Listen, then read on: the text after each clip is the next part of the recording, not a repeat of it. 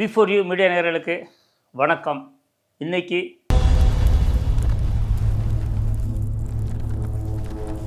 தேரா இஸ்க் me அப்படின்னு ஒரு இந்தி படம் உலகம் பூரா ரிலீஸ் ஆயிருக்கு. இந்த படத்தை அந்தந்த இடத்துல மாநில வாரியாக சில மொழி மாற்றம் செய்யப்பட்டும் ரிலீஸ் பண்ணியிருக்காங்க.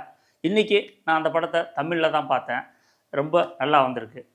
தனுஷ் எப்போவுமே நடிப்பில் மிகப்பெரிய ஒரு அரக்கன், அசுரன் நடிப்பில் அப்படி ஒரு பர்ஃபார்ம் பண்ணுவார்னு எல்லாருக்கும் தெரிஞ்ச விஷயம். இந்த படத்துலையும் கொஞ்சம் கூட சளைக்காமல் இவரோட நடிப்பில் இதுவரை வந்த படங்களை தாண்டி ஒருபடி மேலே பண்ணியிருக்காரு அப்படி தான் சொல்ல முடியும். இந்த வருஷத்தில் கிட்டத்தட்ட ஒரு 230 படம் கிட்ட வந்துருச்சு. வந்திருந்தாலும் இதில் பார்த்திங்கன்னா ஒரு 60% படம் அடி தடி ரத்தம் வெட்டு குத்தி இப்படியான படங்கள் தான் வந்திருக்கு. ஒரு 25% காதல் படங்களாக வந்திருக்கு. ஒரு 15% மற்ற இதர படங்களாக வந்திருக்கு. பட் ஆனால் 2025 மிகச்சிறந்த ஒரு காதல் படம்னா இந்த படத்தை தான் சொல்லணும். அந்த அளவுக்கு காதல் காட்சியும் சரி, ஆக்ஷன் காட்சியும் சரி, படத்தோட கதையோட்டமும் சரி அவ்வளோ பிரமாதமாக பிரமிப்பாக வந்திருக்கு.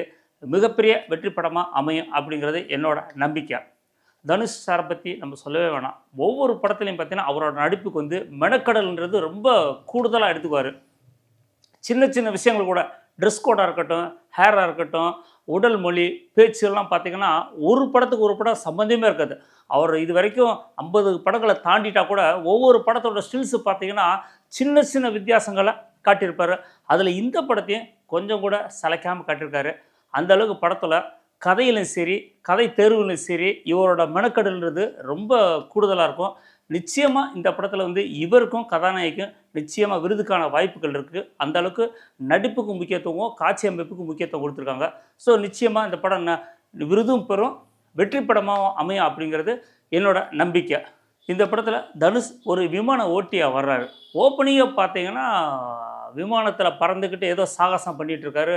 என்னடா நம்ம ஆங்கில படத்துக்கு வந்தோமா அப்படிங்கிற சந்தேகம் வர்ற அளவுக்கு காட்சி அமைப்புகள் அவ்வளோ பிரமாதமாக இருந்தது. ஸோ அதுக்கப்புறம் ஏன் என்ன அப்படிங்கிறது கதை வரும்போது ரொம்ப அழகாக இருக்குது. படத்தில் ஒரு பொறுப்பற்ற இளைஞன் சண்டைனா முத ஆளை ஓடுறாரு. அடிதடினாவே அல்வா சாப்பிட்ட மாதிரி அப்படி ஒரு கேரக்டராக தனுஷ் வராரு. இவரை மாற்றுறது கதாநாயகி கீர்த்தி ஷானோன் அவரை மாற்றுற முயற்சி எடுக்கிறார். அந்த முயற்சிக்காண்டி கொஞ்சம் அவர்கிட்ட நெருங்கி வர்றாரு. பெண்ணை கண்டா பேயும் இறங்கும் சொல்லுவாங்கள்ல, இப்போ இவரும் சாதாரண மனுஷன் தானே. அந்த கதாநாயகி ரொம்ப நெருங்கி வந்தோடனே அப்படியே அவங்ககிட்ட சரண்டர் ஆயிடுறாரு. அவள் என்ன சொல்கிறா அதான் வேதவாக்கு அப்படின்னு மாறிடுறாரு. ஸோ இப்படியே போகும்போது அவங்களுக்கு வேற உலகத்தில் திருமணம் நிச்சயமாகுது. அப்போ இவரோட காதல் கை குடிச்சா அந்த திருமணம் பண்ணாரா, முடிவு என்ன அப்படிங்கிறது படத்தை பார்த்து தெரிஞ்சுக்கங்க. படம் மிகப்பெரிய வெற்றி படம் அப்படிங்கிறதுல மாற்று கருத்து இல்லை. அந்த அளவுக்கு படத்தில் எல்லாமே சிறப்பம்சங்கள். குறிப்பாக இசை வேறு லெவலில் பண்ணியிருக்கு. ஏஆர் ரஹ்மான் இசையிலே இந்த படம் ஒருபடி கூடுதலாக ரொம்ப மெனக்கெட்டுருக்காரு.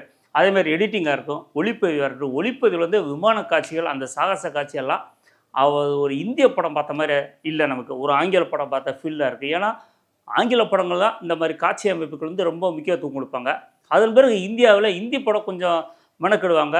தமிழ் படம் இன்றைக்கி பிறமொழி படங்கள் எல்லாம் தொழில்நுட்பத்திலையும் சரி, போட்டி காட்சி அமைப்புகள் எல்லாருமே கொஞ்சம் ஒருபடி மேலே நல்லா முயற்சி செஞ்சுருக்காங்க. இவங்க ஆங்கில படங்களுக்கு இணையாக காட்சி அமைப்புகளை ரொம்ப அழகாக பண்ணியிருக்காங்க. இந்த படத்தோட தொழில்நுட்ப கலைஞர், நடிகர்கள் அப்படின்னு பார்த்திங்கன்னா தனுஷ், பிரகாஷ் ராஜ், கீர்த்தி ஷானோன், புஷ்பராஜ் சௌத்ரி, இன்னும் சிலர் நடிச்சிருக்காங்க. ஆனந்த் ராய், ஹிமான்ஷு சர்மா, பூஷன் குமார் இவங்களும் அந்த படத்தை தயாரிச்சிருக்காங்க. கேமராமேனா துஷார் கண்டி ராய், ஹேமல் கோத்ரி எடிட்டிங் பண்ணியிருக்காரு. இசை ஏஆர் ரஹ்மான். படத்தில் எல்லா தொழில்நுட்ப கலைஞர்களும் அவங்கள திறமையை மிக பிரமாதமாக பண்ணியிருக்காங்க. பொதுவாக இன்றைக்கி சூழ்நிலைக்கு எந்த மொழி படங்களாக இருந்தாலும் சரி, அவங்கவுங்க ஜெயிக்கணும், நமக்கு இதாண்டா வாழ்வாதாரம் அப்படிங்கிற முறையில் கேமராமேனாக இருக்கட்டும், இசையமைப்பாளராக இருக்கட்டும், மற்ற எடிட்டராக இருக்கட்டும், டைரக்டராக இருக்கட்டும், ஆக்டராக இருக்கட்டும், எல்லாருமே பார்த்திங்கன்னா ரொம்ப அர்ப்பணிப்பாக வேலை செய்கிறாங்க.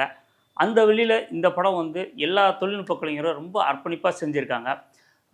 இந்த கதாநாயகி தனுஷ் கூட இந்தியில் முதல் படம், இயக்குனருக்கு இந்தியில் தனுஷ்க்கு 2வது படம், தனுஷ் நடிக்கும் இந்தியில் இது 3வது படமாக இந்த படம் இருக்குது.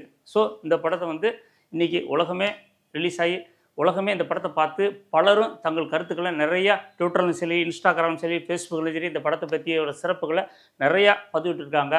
மிகப்பெரிய திரையுலக ஜாம்பவான் நிறையா பேர் இந்த படத்துக்கு ரொம்ப முக்கியத்துவம் கொடுத்து இந்த படத்தை பற்றி சிலாகிச்சு பேசியிருக்காங்க. அந்தளவுக்கு எல்லாருக்கும் பிடிச்ச மாதிரி ஒரு படமாக வந்திருக்கு. நானும் தியேட்டரில் பார்த்து கொண்டாடினேன். நீங்களும் இந்த படத்தை தியேட்டரில் பார்த்து கொண்டாடுங்க. இந்த வீடியோ பிடிச்சிருந்தா லைக் பண்ணுங்கள், கமெண்ட் பண்ணுங்கள், ஷேர் பண்ணுங்கள். மறக்காமல் பெல் பட்டனை அழுத்திடுங்க.